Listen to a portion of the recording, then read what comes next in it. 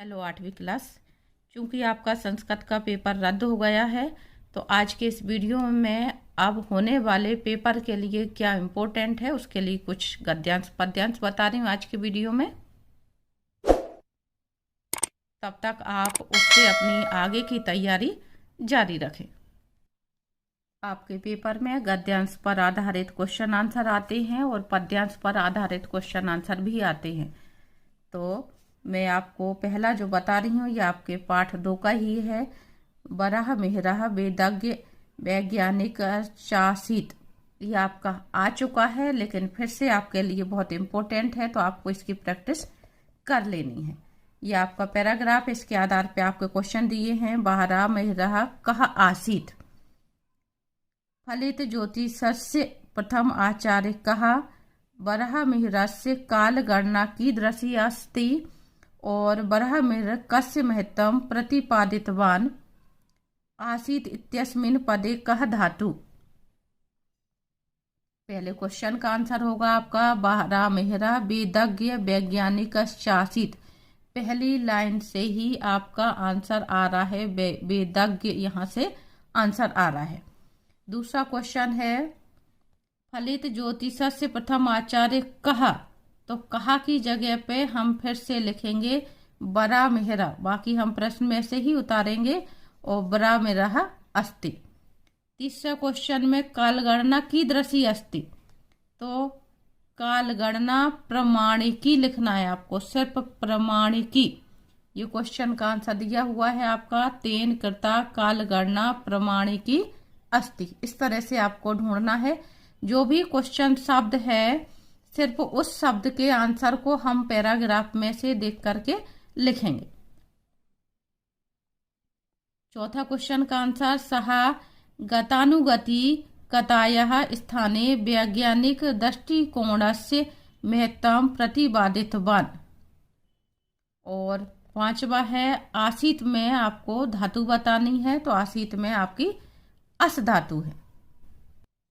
दूसरा पैराग्राफ है अहम ओरछा, ये आपके ओरछा पाठ में से लिया गया है। पहला क्वेश्चन है ओरछा नगरम कस्मिन मंडले अस्ति, तो ये पहली लाइन में ही दिया हुआ है टीकमगढ़ मंडले।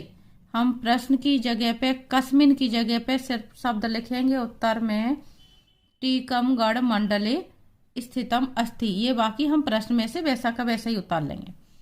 ओरछाम परितः किम अस्ति, ओरछा के चारों तरफ क्या है। ओरछाम परितः सघनम वनम अस्ति,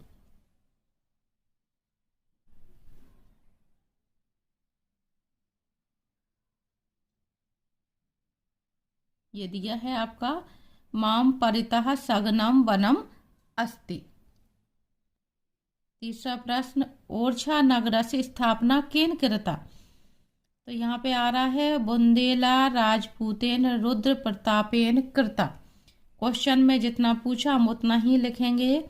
ओरछा नगर से स्थापना बुंदेला राजपूतेन रुद्र प्रतापेन कृता। चौथा क्वेश्चन ओरछा नगर से स्थापना कदा भवति, ओरछा नगर की स्थापना कब हुई। षोडश शताब्दी,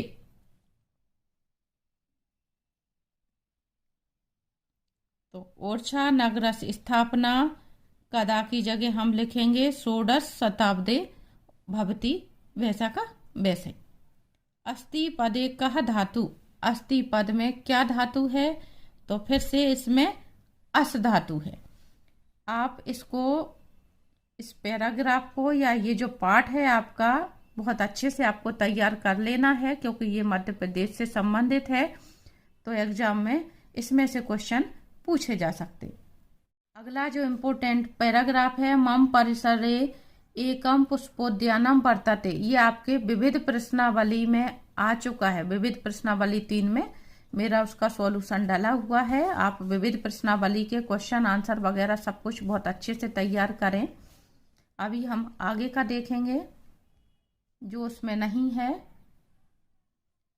अंकेशः पुनः पुनः स्मरन्तु, ये आपका अहिल्याबाई नामक पाठ से लिया गया है। 14 पाठ है आपकी बुक में ये।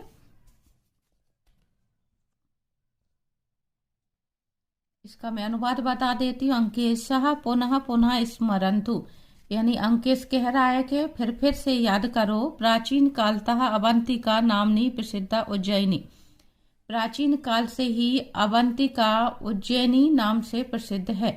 यानी प्राचीन समय में उज्जैनी का नाम जो था वो अवंतिका था। महिष्मती नामना प्रशस्तम महेश्वरश्चेति स्थानद्वयं मालव क्षेत्रे अंतर्भवति, और महिष्मती नाम से प्रसिद्ध महेश्वर, ये दोनों स्थान जो हैं वो मालवा क्षेत्र में ही शामिल हो जाते हैं। अंजना राज्ञा महिष्मता निर्मिता महिष्मती अधुना महेश्वर नगर में अस्ति। आगे अंजना ने जवाब दिया कि राजा महिष्मता द्वारा निर्मित महिष्मती, इस समय इसका नाम जो है महेश्वर नगर है। अनुपदेशस्य राज्ञः सहस्रार्जुनस्य राजधानी अपि आसीत्, और ये जो महेश्वर है वो अनुपदेश के राजा सहस्रार्जुन की राजधानी भी थी। आगे क्वेश्चन है आपका, उज्जैनीयः अपरम नाम किम। अपरम का मतलब दूसरा, उज्जैनी का दूसरा नाम क्या था? तो ना अपरम नाम की जगह पे हम लिखेंगे आंसर में उज्जैना अपरम नाम अवंतिका अस्ति। सिर्फ आपको किम की जगह पे क्या करना है? अवंतिका। दूसरा क्वेश्चन, शेष अर्जुन कस्य देशस्य नृपः आसीत्। सहस अर्जुन किस देश के राजा थे? यहाँ पे यह कहा जा रहा है, ये भी पूछा जा सकता है कि शेष अर्जुन से राजधानी का आसीत्, शेष अर्जुन की राजधानी क्या थी? यहाँ पे हमें बताना किस देश के। तो अनुपदेश से आपके क्वेश्चन में आ रहा है, तो हम लिखेंगे सहस्रार्जुन अनुपदेश से नृपः आसीत्। तीसरा, राज्ञा महिष्मिता निर्मिता का, राजा महिष्मता ने किसका निर्माण कराया? तो यहाँ पे आया है निर्मिता महिष्मती, तो हम इसको चेंज करके इस तरह से लिखेंगे, राज्ञा महिष्मता निर्मिता महिष्मती अधुना महेश्वर नगर में अस्ति। राजा महिष्मता द्वारा निर्मित आजकल ये महेश्वर नगर के नाम से जाना जाता है। महिष्मती अपरम नाम कहा अस्ति। महिष्मती किसका दूसरा नाम है? तो ये आएगा महेश्वर। और स्मरतु पदे कह लकारः, स्मरतु शब्द में कौन सा लकार है? तो ये आएगा आपका लोट लकार। तू ताम अंतु जो प्रत्यय आते हैं वो लोट लकार के आते हैं, तो इसमें लोट लकार है। फिर से आपका एक और पैराग्राफ इसी पार्ट में से अहिल्याबाई में से लिया जा रहा है। अहिल्याबाई सूबेदार मल्हार रावस्य पुत्र वधु माला प्रजा नाम सर्वस्वम आसीत्। अहिल्याबाई सूबेदार मल्हार राव की जो कि पुत्र वधु थी, मालव प्रदेश की यानी मालवा क्षेत्र की प्रजा की सब कुछ थी। अहिल्यायाः व्यक्तित्वं बहुमुखी प्रतिभा संपन्नं वर्तते स्म। अहिल्याबाई का व्यक्तित्व बहुमुखी प्रतिभा से संपन्न था। ऐसा प्रजावत्सला धर्मपरायणा न्यायनिष्ठा महिला आसीत्। यह प्रजा प्रेमी, प्रजावत्सला यानी प्रजा प्रेमी, धर्मपरायण और न्याय में विश्वास रखने वाली महिला थी। इंदौर नगरे तस्याः राजवाड़ा क्षेत्रम सुंदरम पवित्रम च अस्ति। इंदौर नगर में उनका जो क्षेत्र है राजवाड़ा क्षेत्र सुंदर और पवित्र है। इसी के आधार पे अब आपके क्वेश्चन बताए जा रहे हैं। यहाँ पे मैं आपको एक बात बता दूं, पिछले पेपर में इसमें से काफी कुछ आया था, मैं जो इम्पोर्टेंट बता रही हूँ तो आप उसको बहुत अच्छे से जरूर तैयार कर लें। पहला है अहिल्याबाई कस्य पुत्र वधु आसीत्। अहिल्याबाई किसकी पुत्र वधु थी? तो कस्य की जगह पे हमें लिखना है मल्हार रावस्य पुत्र वधु आसीत्। अहिल्यायाः व्यक्तित्वं कथं वर्तते। अहिल्याबाई का व्यक्तित्व कैसा था? तो पूरा शब्द आ जाएगा, आपकी पूरी लाइन जो उसमें आई है, अहिल्यायाः व्यक्तित्वं बहुमुखी प्रतिभा संपन्नं वर्तते। राजवाड़ा कुत्र अस्ति। तो कुत्र की जगह पे हम लिखेंगे इंदौर नगरे अस्ति। अहिल्याबाई कीदृशी महिला आसीत्।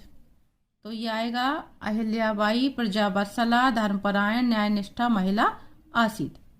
वर्तते शब्दे किम वचनम अस्ति। वर्तते शब्द में कौन सा वचन है? तो वर्तते में एक वचन है।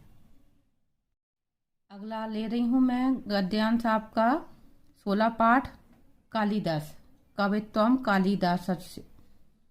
तेन मेघदूतम ऋतुसंहारश्च द्वे खंड काव्ये विरचिते। उनके द्वारा मेघदूत और ऋतुसार ये 2 खंड काव्य लिखे गए। विरचिते यानी लिखना, रचित करना। मेघदूते पूर्व मेघः उत्तर मेघश्चेति द्वौ भागौ स्तः। मेघदूत जो खंड काव्य है उसके 2 भाग हैं, पूर्व मेघ और उत्तर मेघ। अस्मिन् काव्ये मेघः यक्षस्य दूतः अभवत्। और इस काव्य में मेघ यक्ष का दूत बना है। सह मेघः दूत रूपेण रामगिरितः हिमालय स्थानम अलकापुरीम गच्छति। वह मेघदूत के रूप में रामगिरी से हिमालय स्थान होते हुए कुबेर की नगरी अलकापुरी जाता है। दूत मार्गस्य वर्णनम नैसर्गिकम अतीव रमणीयम च आसीत्। और दूत के मार्ग का जो वर्णन है वो बहुत ही स्वाभाविक और अत्यंत सुंदर है। अब आपके इसके आधार पर क्वेश्चन दिए हुए हैं 5। कालिदासेन विरचिता खंड काव्यो नामनी लिखत। कालिदास के द्वारा रचे हुए खंड काव्यों के नाम लिखना है। तो एक हो जाएगा मेघदूतम और दूसरा हो जाएगा ऋतुसंहारश्च। दूसरा क्वेश्चन मेघदूता से भाग्यो नामनी लिखत। मेघदूत के भाग लिखने आपको। तो मेघदूते पूर्व मेघः उत्तर मेघश्चेति द्वैभागा स्तः। तीसरा प्रश्न है मेघः दूत रूपेण कुतः गच्छति। तो ये उत्तर होगा मेघदूतेन मेघः मेघदूत रूपेण रामगिरितः हिमालय स्थानम अलकापुरीम गच्छति। सीधा सीधा आंसर दिया हुआ है आपका। चौथा प्रश्न अस्मिन् काव्ये मेघः कस्य दूतः अभवत्। अस्मिन् काव्ये मेघः यक्षस्य दूतः अभवत्। ये भी आपका सीधा दिया हुआ है। गच्छति इति पदे शब्दे कः धातु अस्ति। गच्छति में आपको धातु बतानी है। गच्छति में गम धातु होती है और इसके रूप जो बनाए जाते हैं वो गच्छ से बनाए जाते हैं। तो मूल धातु गम होती है, इसलिए यहाँ पे उत्तर में हम गम धातु लिखेंगे। अगला गद्यांश मैं ले रही हूँ नर्मदा वाले पाठ में से 20 पाठ से। उसके बाद हम अगले वीडियो में आपके श्लोकों को कवर करेंगे। तो अनूपपुर मंडले अमरकंटकम नाम पर्वतो अस्ति। अनूपपुर मंडल यानी जिले में अमरकंटक नामक पर्वत स्थित है। तत एव नर्मदा प्रादुर्भवति। वहीं से नर्मदा का प्रादुर्भाव होता है, यानी वहीं से नर्मदा का उद्गम होता है। तदंतरम ऐसा गहन अरण्येषु उत्तुंग पर्वतेषु च भ्रमणं कुर्वती डिंडोरी मंडलम प्रविशति। उसके उपरांत वह यानी ये नर्मदा नदी गहन अरण्येषु यानी के सघन वन से होते हुए, घने जंगलों से होते हुए, ऊंचे नीचे पर्वतों से भ्रमण करती हुई डिंडोरी जिले में प्रवेश करती है। डिंडोरीतः सर्पाकार गत्यः उच्चावच मार्गेण महाराजपुरम प्राप्नोति। डिंडोरी से सर्पाकार गत्यः यानी कि वक्र गति, गोल घुमावदार वक्र गति से ऊंचे नीचे मार्गों से होती हुई वह महाराजपुर में प्रवेश करती। ततः जबालीपुरम आगच्छति। उसके बाद वह जबलपुर आती है। आगे क्वेश्चन है आपके। पहला क्वेश्चन है अमरकंटक नाम पर्वता कस्मिन मंडले अस्ति। तो ये है अनूपपुर मंडल है। कस्मिन की जगह पे लिखेंगे हम अनूपपुर।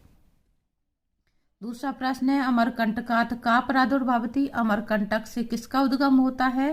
तो का की जगह पे हम लिखेंगे नर्मदा। डिंडोरीत नर्मदा कम प्राप्नोति। डिंडोरी में नर्मदा कहाँ प्रवेश करती है, महाराजपुरम में। और अगला है नर्मदा कुत भ्रमणम कुर्वती। नर्मदा कहाँ भ्रमण करती है? नर्मदा गहनारण्येषु तुंग पर्वतेषु च भ्रमणम कुर्वती। और पर्वतेषु इति पदे किम वचनम अस्ति। पर्वतेषु में आपकी विभक्ति पूछी जा रही है, तो वचन पूछा जा रहा है, तो ये बहुवचन है। ये आपका एग्जाम में विभक्ति पूछी जा सकती है, तो पर्वतेषु में आपकी